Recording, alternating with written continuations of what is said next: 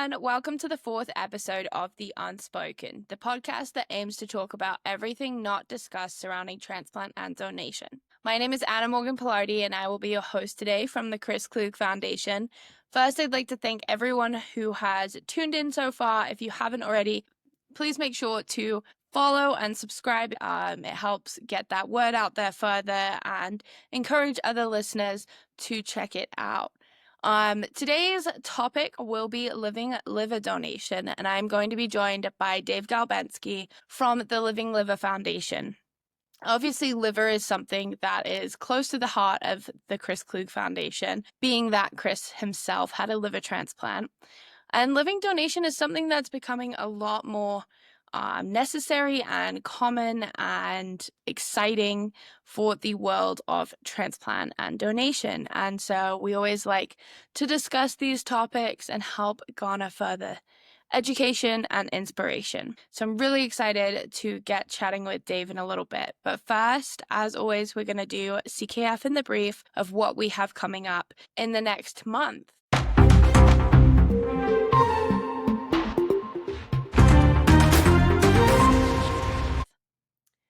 So as you know, I'm sure it is Donate Life Month. April honors those who have chosen to give the gift of donation, give the gift of life. So we honor those donor families, living donors, and angel donors who have decided to save lives. But we also do that through encouraging others to make that same decision. So this month, we are partnering with so many individuals on so many different programs and events that I can't wait to share. First up, we have our Light It Up campaign. If you haven't seen, we are working with landmarks across the country to light up blue and green in honor of donation. You can find those on our website. Next, we have our proclamations. We are working with city, state, town, county governments to proclaim April as Donate Life Month. This helps shine a light on donation this month. Our biggest campaign is going to be in honor of World Book Day on April 23rd. We will be working with schools across the country to provide 50 free books to elementary, 50 free books to middle schools, and 50 free books to high schools through our Read and Register campaign. So we will be providing the books Clayton Sparks Leaves His Mark, Howl Helps Bella from Howl the Owl series, and 17 Again, A Story of Life After Life. To these schools. So if you know a school that would like to get involved and help spread the message of donation, please head to our website, chrisklugfoundation.org, to sign up. The books will also be accompanied with games and activities to help stimulate that learning, as well as access to our online curriculum, Legacy of Life educational series. Under that, our Toolkits for Teachers and Toolkits for Drivers programs. We will be attending the Wyoming Donor Dash. We always love to attend the Donor Dashes across the country that we can, to share what we're getting up to and more opportunities for those in the community to get involved. And in Denver, we will be supporting the Rockies and Drive for Fives Living Donor Awareness Night. It will be on April 25th. And the goal is to get as many people with connections to donation and transplant in the stadium to show the world and MLB fans what the gift of life truly makes possible. So if you'd like to join us, please head to the Rockies website or Drive for Five to learn more. Oh, I completely forgot. The CKF Awards will be announced on our next podcast. So the fifth episode will be announcing the CKF Award winners for 2025. So if you've nominated someone or you know you've been nominated, please tune in to that episode to find out if you're a winner and that you will join us in Aspen for Wine and Dine this year. So without further ado, let's dive right into Living Liver Donation. So I am joined today by Dave Galbensky from the Living Liver Foundation. We're super excited to have you on, Dave. Man, Anna, it is great to see you. Always love connecting. I mean, we just create some energy. So hopefully people can feel it, see it through the podcast. It's so awesome. Yeah, we're so pumped to have you on, especially in Donate Life Month and coming up on Living Liver Donor Awareness Right. I'm butchering the name. No, hey, you know what? We're just excited it's got living donor in it, right, Mhm. Anna? Because that's what it's about, right? I mean, it's just raising the profile of Mhm. living organ donation to join forces with, decades of saying, hey, check the box, register to become a deceased organ donor. Great dual path to save lives. And that's what all of our foundations in organ donation are about, right? Is how can we give the gift of life and pay it forward? So, yeah, we're fired up. April 11th is National Living Donor Day. And you and I were just talking before we jumped on the podcast about some cool stuff, which is our Living Donor Awareness Game. So I can't wait to just chat, see what's on your mind, and just have a fun back and forth about what's going on in Yeah. living organ donation. It's gonna be exciting. Like you said, this is the perfect time to have this conversation and make it a tag team. I mean, deceased donation and living donation should be this like twofold hand in hand that takes on that wait list together. So well said, because we all know we don't want, the 100,000 people or more in the US that are waiting for an organ to perish, right? Let's give them that second chance at life, the chance I got from my brother in law, Mark, when he gave me a portion of his liver to allow me to be here with you and to have those special moments. And that's what organ donation is all about. Definitely. That gift of life is like nothing else. Exactly. So let's dive into that first question. Kind of playing off of that, tell us about the mission of the Living Liver Foundation and what inspired you to create it. I know you're a liver recipient Yeah. yourself, but give us that deep dive into what it's all about. Yeah, happy to, Anna. Thanks so much. And obviously, I wouldn't be here today but for being the recipient of a wonderful gift of life. So, over 5 years ago now, it's amazing. I've had 5 years of moments given to me by my brother in law, Mark. Right. So he was the inspiration for creating the Living Liver Foundation, right? Really to do one thing, honor that gift and pay it forward, honor it and pay it forward. And so my wife and I thought about, well, how do we do that? So in February of 2022, 3 years to the date of being listed on the transplant list. And I was listed on February 14th, Valentine's Day or National Donor Day, right? Was listed on the transplant list. 3 years to the day, February 14th of 2022, we launched Living Liver Foundation. So Lynn and I really said, how do we make it easier for others to experience the gift that we got and build awareness around, particularly liver organ donation from a living donor? It was somewhat unheard of, right? Even in circles after it's been around for a while. So it's interesting. Mm, mm.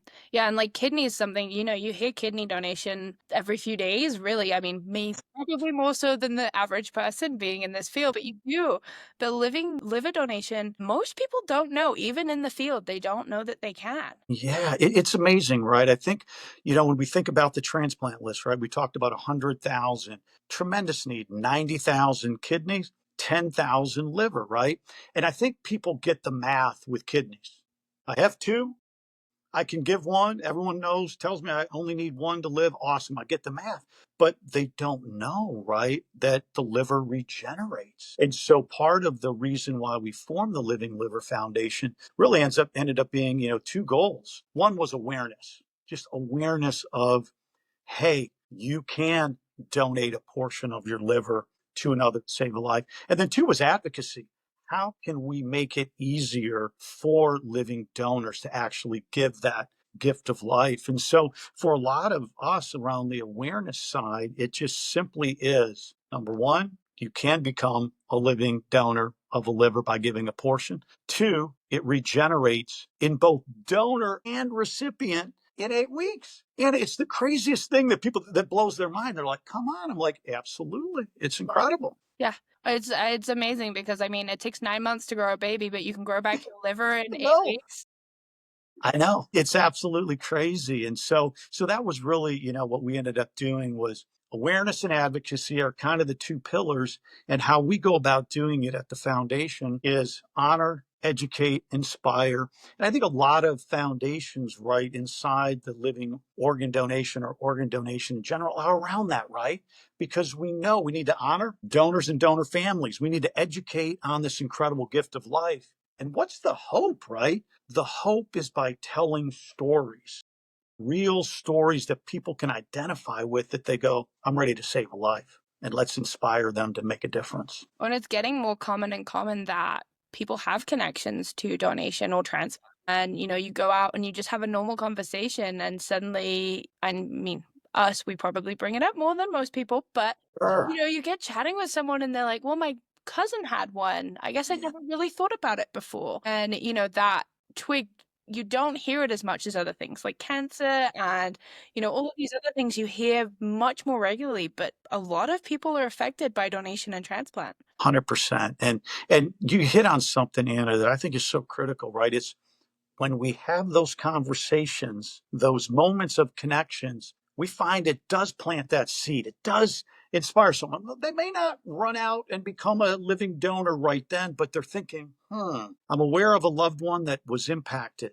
Boy, I'm inspired by that story. And then it presents itself that they go, oh, a coworker needs it. Oh Yeah. my gosh, a friend does. Or, hey, you know what? I'm so darn inspired. Mm. I'm going to give a kidney or a portion of my liver to someone I don't even know. And what we love to do, we love to honor all living donors, but there's a special place in my heart when we do these living donor awareness games around the country. We do them at Major League Baseball. We got a great slate this year, with starting out with the Reds. We've got the Rockies. I know the Chris Klug Foundation is pumped about that. We got the Rockies on board. We've got the Atlanta Braves. We got the Diamondbacks. So we love working with major league clubs to amplify all living donor stories. But there's a special one that's always out there, and that's the ones we love to highlight, is those altruistic donors. It's often really cool when they donate to a pediatric recipient or someone they just had no idea they know, and then we reunite them That's at the amazing. game. And you want to talk about emotions and connections, you feel it in the stands and you can feel the energy. I get the good fortune of being close to see that connection when it happens, when we put these games on at the foundation. You feel this incredible rush of gratitude, this incredible connection between donor and recipient. And it just kind of ripples out in the stadium. Yeah. And you're like, that's what it's all about. I was having a conversation the other day with somebody who said, you wouldn't expect somebody to make a life altering decision having never heard about it before. And I think that works for both deceased and living. Yeah. Planting that, like you said, planting that seed does more than you realize, because in 10 years, 20 years, when they are faced with a loved one, or they watch a TV program and they see someone in need, a pediatric patient waiting on a liver, they will flash back to that moment where they had that conversation, and it will impact their decision right there and then, whether they decide to put their hand up and say, I can help.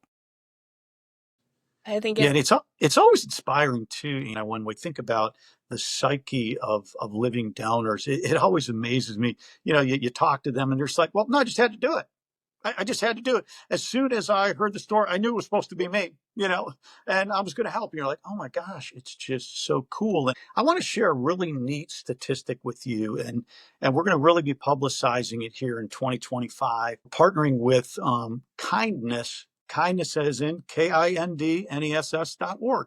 And they study acts of kindness, and they encourage acts of kindness through education and through K through 12 programming to inspire people to do small acts of kindness and large. And this blew my mind. I was talking to their CEO, Jacqueline Lindsay, amazing human being. And they've kind of taken a scientific approach to kindness, where they literally are doing academic research and studies to certify what is a kind act, how does it come about, etc. They did this amazing study, 40,000 participants. So we're not talking hundreds, thousands, but tens of thousands of participants. And they rated from a lot of these other studies on kindness. They aggregated all the acts that were ever studied. There were 1,692 kind acts. All these ones that people were rating. Here's what'll blow your mind, Dan. I'll give you the setup for an amazing conclusion. The number one overall act of kindness from 1,692 is giving an organ to a friend. Number one. And then because all these other studies ask the question a little bit differently about organ donation, 4 out of the top 10 were related to living organ donation. And you're like, oh my word. So, what we've realized is that as we publicize kind acts, this one is at the top. And the more we can make people aware of the need, aware of the safety of the surgeries that go into living organ donation, and then the impact that it has not only on the recipient, we know what that is. We save a life and it frees up another organ from the deceased organ donor registry. It's 2 for 1. It's amazing. But also what it does for the donor. I'll give my brother in law, Mark, as an example, and he tells a story, so I'll retell it on his behalf. His family had a history of heart disease. His dad passed away young, had, a heart attack, and he always in the back of his mind was like, yep, I'm kind of destined to that, right? And he said, Dave, when I step forward to become your living donor and I go through the testing process, as we know, it's a comprehensive medical evaluation. Yeah. He goes, what was amazing is when I got through that, they're like, your heart, man, you have no issues. It's in phenomenal shape. I get that you had some family history. Don't worry. And he said, what was amazing about going through that, he goes, the gift that it gave to him was Relief. I went through this amazing checkup set, and they're like, they can't predict the future of him, but they're like, listen, you're in great health and your heart may take you at some point, but it's not going to be how you think it is. Yeah. It's okay. And Yeah. it gave him that satisfaction, that peace to move forward. And I share that because the living donor process, as we know, is you raise your hand and say, hey, I want to become a living donor. And then you move through that process. And one of the benefits he always told me is, Dave's like, you don't have to thank me. This was pretty cool for me too. And I know now what my purpose on life was to save your life. And I'm like, wow, I never thought about it that way. Yeah. The gratitude and the Mm. feeling that the donor must get is gotta be like a high second to none. Like, Yes. just thinking about when you make like a donation to a foundation or something, Yes. good fuzzy feeling you get. It Yes. would be like that plus 20 million. Okay. Exactly, right? Exactly. And that's what I love about when I speak to living donors, right? It's just their incredible humility, Mm. their incredible ability to say, yeah, no need to thank me. It was what I had to do. And hear that over and over and over again. And because I'm always talking to living donors, I'm like, hey, if you don't mind, I'm going to give you a hug because you are saving lives, making a difference. And by telling your story, we save other lives. And the number that just, donate one day and go on like their life is normal the next. Like you said, they don't want, they're not looking for anything in return. No, no, It's out of the goodness of their heart. It incredible. would be an They're aura. special human beings. They Yeah. really are. It would be a really cool program just to study the types of people that go into or decide to become a living donor. And I'm sure there's studies out there. But Yeah, we've started to look into them, and there's one thing that really piques our interest is this what's known as like the hero gene, right? I don't know if they've identified it, but people that will run into burning buildings to yeah. save people. It's just how they're genetically wired. And then there's other predispositions to become living donors, but there is something innate in someone to just go, absolutely. And when I think about living organ donation, it's just then unlocking that next little bit of like, yeah, I can do this, I can make it happen, and I see the need. Yeah. And I think making them feel safe and secure in their decision and the medicine and the support that they're going to get all the way through Yes. is key. And that's kind of going to be my next one to you Yeah. is if somebody decides to donate, what does that look like for them? What is the process going to be? Yeah. What are the potential impacts on them, medically and For that? sure. No, it's a great question. I always start with a couple things. One is I look at it from the recipient standpoint, and I'll answer from the donor is I think it's critical, right? Because let's think about it from the recipient standpoint. First, you got to get on the wait list. So I tell anyone that's entering end stage liver disease and end stage kidney disease, go through the process as a recipient, get on that transplant list. Mm. And because that's the ability then to go for a living organ donation or be eligible for a deceased organ donor. And what I tell people is, and they kind of laugh sometimes, like, you're crazy, Dave. But I go, well, that was one of the greatest days that I realized that I was needed a liver, but I was healthy enough to receive a liver. So getting on the transplant list was a liberating day to go, now, great, I've got a path forward to potentially save my life. And why I raised that initially before I answer the question on what's the process for a living donor is I want to make sure that transplant recipients, once they're on the wait list, they get comfortable with being vulnerable Mm, to make the ask, whether it's an ask of friends and family first, but then not being afraid to make the ask broader and broader and broader and be vulnerable and be open about what the need is. yeah. And I address that a lot, particularly for transplant recipients, because I think all of us, no matter who we are, what we're about, have one thing that may hold us back. And that is, and most people won't admit it, am I worthy? Am I worthy of someone saving my life? And I think I tell that story because the power of vulnerability is critical from the donor to make the ask and make it public that they're open to a living organ donation. And so I always preface when people ask the question, tell me about the donor journey. Absolutely, I will. Let's talk about how we can make those asks so people can respond Yeah. and become a donor because they're out there. They're ready. Someone is ready to respond to the ask. Hmm. We just have to be vulnerable enough to make the ask. And that's what I love about what National Kidney Foundation does and others, big ask, big give, and giving tools for people to overcome that fear to become more vulnerable. And so I give that as a preface to then let's talk about what it takes to become a living donor, right? So once the recipient's on a transplant list at one or more medical centers, right, it's pointing people to that portal to begin the journey with a transplant center to say, hey, I'm volunteering. And they're going to go through an initial intake form that'll be pretty straightforward. It'll ask some medical questions, first and foremost, blood type and some other pre qualifications. Once you get through that, then what the healthcare system's going to do is say, who do we think we should work up as the potential living donor? And a lot of it then will be what I'll call insurance driven specific. So I tell people check their insurance. We all know that the transplant recipient, when we're in the field, we know that the transplant recipient's insurance pays for the living donor. I always like to make that clear. Yeah. The recipient will pay for the donor's medical journey. We'll talk about some of the other expenses around there that the living donor will end up. Living donors can't be paid by the recipients. Today in the United States, they can't be. So, but the medical expenses are paid. Once you've then gone into that portal, cleared some of the initial medical screening, then the transplant center will pick usually a single potential donor and move them through the medical evaluation process until they make it all the way through or until they may fall off. Yeah. And they'll then process someone else next in line that could be a potential match.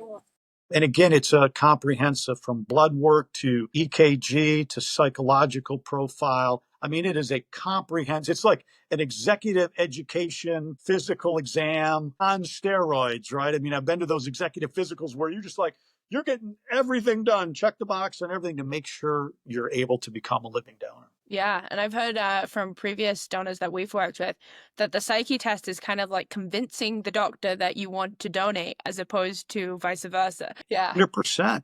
And the beauty, I always like to tell living donors when you go through the process, it's entirely up to you all the way until surgery day and beginning surgery for you to say, hey, I don't feel like I'm ready to do that. And every transplant center will make medical decisions surrounding the living donor transplant in the best interest of the donor. Hmm. And I'll give a very perfect example, my own. So, traditionally, with living liver donations, the recipient gets 65% of the mass of the liver, leaving behind 35%. In my case, they felt that given my body mass, etc., and how the hookup was going to be, and with Marcus, they said it was best for Mark Thank you. 35%, not 65%. Mhm. And they did it the day of Wow. after we had gone through the workup. And then they're like, nope, now we're seeing this. We're not doing the right lobe, we're doing the left lobe. And they did it for one reason, for his safety, right? And I love that, right? Because that's what it's about. Living donors should be protected in that way in the process. Definitely. And that's what I love how the living organ donation has, evolved is that's what it's all about, right? It's in the best interest of the donor. And then let's ensure the recipient has the great chance to survive and thrive afterwards. Yeah. And I mean, it's such an incredible, donation in itself is amazing, but living donation is amazing in that no one has to lose anyone. It can be done on anyone's time schedule too. Yeah. So I mean, down to the like, oh, that surgery date doesn't work for me as a donor, you can say Yes. that doesn't work. I've got my grandson's Yes. basketball game. I don't want to miss. Move it, and they will. True, right? Totally up to you when and where and how and all of the ins and outs. It's really cool, right? And the recipient is then healthier going into the journey, usually because they're able to access a living organ donor before they might get access to a deceased organ donation. So to me, those are those critical items that are out there. And then there's a year follow-up. So post-transplant surgery for the donor, there's check-ins with the medical staff to ensure the care is given for a year after, just to make sure the donor is, healthy and getting the treatment they need. And generally, the donor's off somewhere between 4 and 12 weeks max. It depends on their job type, depends if it's kidney versus liver, all of those things. In Mark's case, he had a benefit package that allowed him to take 12 weeks off. Plus, he is a clay modeler for one of the automotive makers. So he was, hands on, standing up. So he wanted to make sure before he went back that he was fully able to perform all duties. So to me, it's, it takes into account all of those considerations. And then let's talk about some of the other things that are critical from living organ donation and something that our foundation has tackled in Yeah. our home state of Michigan, which is trying to remove financial barriers for the living donor. So, one of our key pieces has been about legislative advocacy. So, I encourage anyone listening today, donor, recipient, whatever state they happen to be in, is to be able to think about being an advocate Mm. for changing legislation, right? And you can do it. I'm a living example. We've been able to pass two pieces of legislation, Mark and I together in the state of Michigan. One, to protect living donors from insurance discrimination, meaning increasing rates, canceling their insurance for life, long term care, and disability insurance. That was bill number one. Bill number two, $10,000 state tax credit for the living donor for lost wages, child care expenses, or travel and lodging. This session right now in the state of Michigan is our third bill, and we can't wait to get it through, and we're highly confident we will. An employer tax credit that will pick up to wherever the employer's leave policy ends, where they're able to get wages from their employer up to 12 weeks. So let's give a quick example. I work for XYZ company. I'm a donor. They will pay me for 2 weeks and they require me to use my vacation or whatever. And I've got 10 more weeks of leave. Employer in the state of Michigan, once we get the bill passed, continues to pay those wages Mm. to that donor up till 12 weeks. That's amazing. And then they get a state tax credit back as the employer for doing it. So we're really excited about that third piece of legislation because then we've removed, in essence, as many financial barriers as we can on the state level while we wait for federal law to catch up to everything the states are doing. And our hope is that that would happen, right? And there's people even advocating for further reimbursement and reimbursement programs to donors. But until we get there, the best way we believe is advocate at the state level, reduce insurance issues, pick up lost wages in whatever way you can, directly to the donor or through an employer tax credit. And let's remove those barriers from living donors. That's amazing. I know they're trying to pass a similar, or they've been working on a similar one here in Colorado. Fantastic. And so been some great progress on that. And also the American Society of Transplantation, AST, has a really cool program, their Living Donor Circle. of excellence that is for employers that want to support their employees becoming living Yes. donors. And we're a strategic partner. If anyone wants to learn more, please reach out. We will provide all of the materials for it. And it basically means that as an employer that you will support their decision to donate by agreeing to pay 80% of their wages for, I think it's minimum of 4 weeks. I love it, right? Yeah. I And so love it. you're not losing anything. You were planning on paying them anyway. So, Percent. And that's what we got to do is figure out ways to just reduce that gap mm, because we know financial barriers are critical out there. And so I love what you guys are doing at the Chris Klug Foundation to make that happen, right? And advancing, getting employers to join that because the more we can just close that gap, the better. I Either through mean, legislation or cooperation like you guys are doing with employers to step forward, amazing work. yeah. And I mean, the likelihood of an employer, we have a lot of smaller employers that sort of say, well, that's a little scary as a small employer losing our staff at that time. What's the likelihood of you? Oh, there's only about 600 living donors every year. What's the likelihood of one of your employees deciding to become a donor? It's not very high. So all you're doing is saying, we support this and we're behind this mission, Yes. putting your voice there. Actions speak louder than words, as They do, for sure.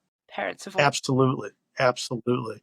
So, I mean, I hope people that are listening to the podcast, Anna, think about becoming a living donor, know that everyone's out there reducing barriers. It can be done, and surgical techniques are advancing all the time, that the Yeah. safety of donors is paramount. And I always throw this statistic out is if 0.06% of the United States donor age people between 20 and 60, which is our raw estimate, step forward to be a living donor, you wouldn't have those 100,000 people waiting for a kidney or a liver. It can be done.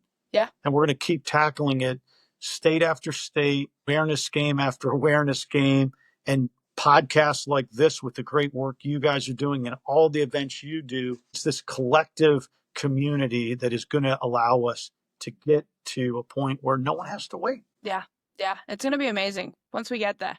Or we will. We We're will. going to get Got there. to have a goal. We're going to get there one by one. That's what I always say. Oh, yeah. One living donor and one donor family at a time. Mm-hmm. Every conversation is life-changing if you It could matters. one. Yeah. Amazing. So then to wrap this up, what Yeah. future initiatives, goals, events does the Living Liver Foundation have coming up that you can't wait to tell us about? Yeah, awesome. I'll focus on one that we're really fired up about because it ties into baseball, Mm. the first pitch, and a movie that I love called Field of Dreams. So we've designated the second Saturday, we just found out, the second Saturday in May, this year it's May 10th, as National Wanna Have a Catch Day. After the iconic baseball movie Field of Dreams, when Kevin Costner, playing Ray Kinsella, has a catch with his dad, John Kinsella, in this beautiful rhythm of life, which is a catch, right? Which is an amazing visual metaphor for living organ donation, donor to recipient. So, why we launched the day was really a threefold way to tie this iconic movie, the movie site of Field of Dreams, this amazing field in Dyersville, Iowa, that's a magical place, still exists. You can go there and tie it to organ donation. Here's how we're doing it. Number one, having a catch is a great demonstration of people engaging in an active lifestyle. Yeah. Because we know oftentimes hypertension, diabetes, high cholesterol, all of those contribute to either end stage liver disease or end stage kidney disease. So we'll use having a catch as a way to engage in an active lifestyle. Have a catch with someone.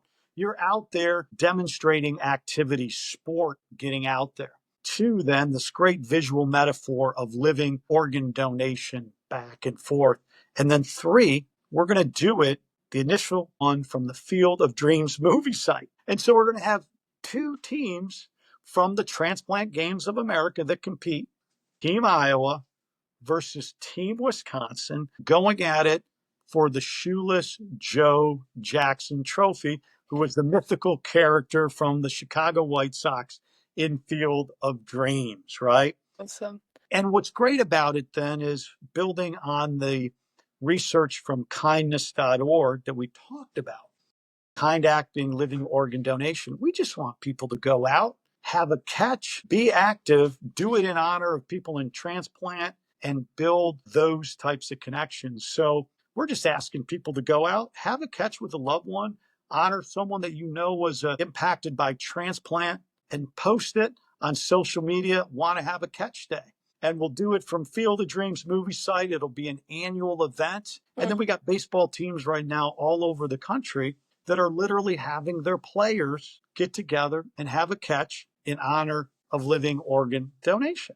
So that's our next big initiative that we think can be really cool and scalable. We'll have events across the country in coming years with the core event from Field of Dreams, and then just encourage people to go out and have a catch on that day and just go out and have a catch all year long to live a healthy lifestyle so you don't end up exposing yourself to those underlying conditions that could result in you needing a kidney or a liver transplant. Yeah, that's amazing and such a simple idea with so many meanings and so Yeah. impactful when you get down to the root. That's amazing. I'm excited to see it and support and do what we can in our end. All you got to do, Anna, is you and Jesse go You're out gonna have and a heck have a catch have a catch. and hashtag it because you guys are awesome in social media. So I know you'll come up with some really cool stuff to do, and it'll just be in honor of living donors. We'll get all living donors out there to have catch with recipients or a loved one and just have a blast connecting and having a catch in honor of living organ donation. That's incredible. I'm excited. And then I did want to just give you the chance. You mentioned the MLB games. Yeah. If we have listeners that want to attend these games, where are they going to find it? Where are they going to buy tickets? What's the Yeah. that? That's awesome. Well, they can come to livingliver.org. They can track our Facebook page where we build the events out there and join in the fun, right? And then follow your local Major League Baseball team, and they'll be amplifying the message with group ticket sales there. And so we got a lot of fun events. I've listed some of them out. We'll also be in Louisville with the Bats. We got a neat game at college level and Wake Forest coming up. So coming to a stadium near you will be a living donor awareness game somewhere around the country. And this was such a blast to be on with you, Anna. Thank you and Yeah. Jesse and Chris and the whole crew at the Chris Klug Foundation. I love being a part of your team. I was so honored to be a part of your annual program, the Bounce Back Give Back Award. And I tell anyone out there, it's an amazing foundation to be involved in. Get involved, be an ambassador, check them out. They do incredible, incredible work. And then nominate someone for one of their great awards Yeah. when they reopen up for the following year. Definitely. Thank you, Dave. You're a great spokesperson for us. And as if you've been listening, they have closed for this year. They will be opening back up in February. If you've nominated someone, nominations will be the next Unspoken podcast episode. We will be announcing the winners, so make sure you tune in. And then, very last thing for you, Dave, I always ask everybody to leave one piece of advice or inspiration to those that are listening. It could be about donation, could be about transplant, anything that comes to mind. Live your life with realistic positivity, which really means to me, whatever you're facing, understand what you're facing, develop a plan, and be as positive as you can in the face of whatever your adversity is. So just live life with realistic positivity. That's amazing. Awesome. Thank you so much, Dave. Thank you for everyone listening. And as we always say, continue to live life, give life.